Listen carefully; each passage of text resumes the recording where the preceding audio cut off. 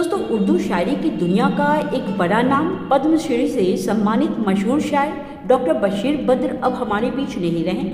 91 साल की उम्र में 28 मई 2026 को भोपाल में उनकी मौत हो गई। वो लंबे वक्त से डिमेंशिया की बीमारी से जूझ रहे थे। दोस्तों, ये एक ऐसी बीमारी है जिसमें याददाश्त धुंधली हो जाती है, जिसे भूलने की बीमारी कहा जाता है। खैर दोस्तों, उनकी मौत की खबर से उनके प्रशंसकों में काफ़ी निराशा है। दोस्तों, उन्हें आधुनिक गज़ल का उस्ताद भी माना जाता है। मीडिया रिपोर्ट्स के मुताबिक उम्र के बढ़ने के साथ साथ उनकी याददाश्त कमज़ोर हो गई थी। उन्हें न्यूरोलॉजिकल प्रॉब्लम थी।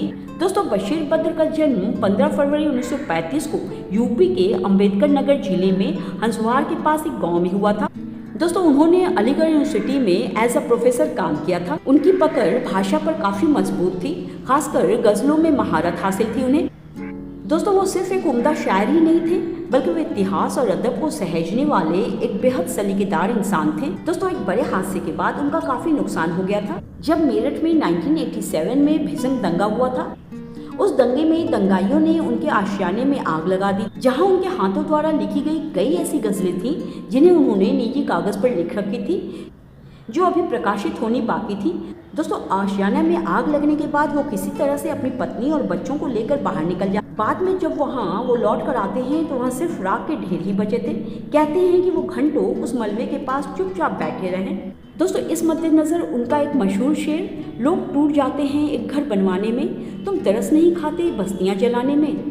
दोस्तों, इस घटना ने उन्हें अंदर से बिल्कुल तोड़ दिया था। उसके बाद ही वो उत्तर प्रदेश छोड़कर भोपाल चले जाते हैं अपने परिवार के साथ। तो दोस्तों, अब ये नायाब हीरा हमारे बीच नहीं है, बस उनकी यादें ही हमारे बाकी हैं। उनकी एक गज़ल, उजाले अपनी यादों को हमारे साथ रहने दो, न जाने किस गली में ज़िंदगी की आखिरी शाम हो जाए।